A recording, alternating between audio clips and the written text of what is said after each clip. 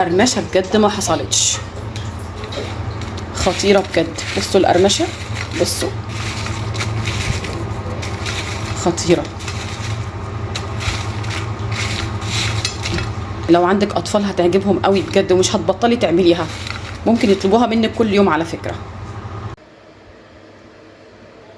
هنا يا جماعه عندي طريقه البطاطس الويدجز، وبالظبط وفي اسرع حاجه. في 3 دقائق هتغسلي البطاطس تدعكيها كويس قوي قوي قوي، تخليها زي الفل، لان احنا هنعملها بقشرها.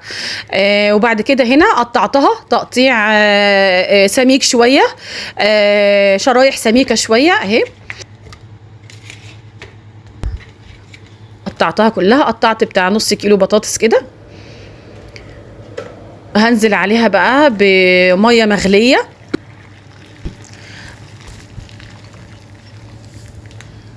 ماشي. هحطها بقى على النار بالظبط 3 دقايق على البوتاجاز، 3 دقايق. وبعد كده هصفيها، يعني ما تسيبهاش اكتر من 3 دقايق، عشان احنا مش عايزينها مسلوقه، احنا عايزينها يا دوبك ايه يعني ربع مسلوقه كده. بس صفيتها هنا بقى، صفيتها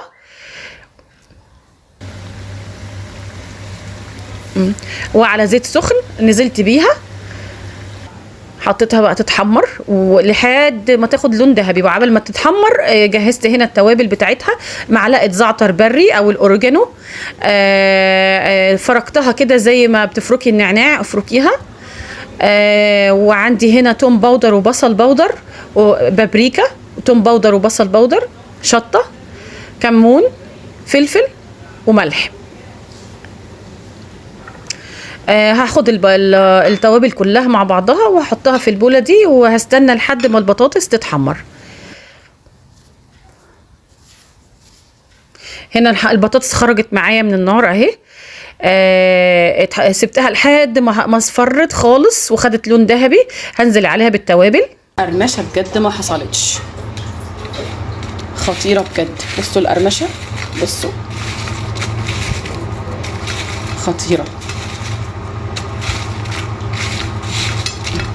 اطفال هتعجبهم قوي بجد، ومش هتبطلي تعمليها.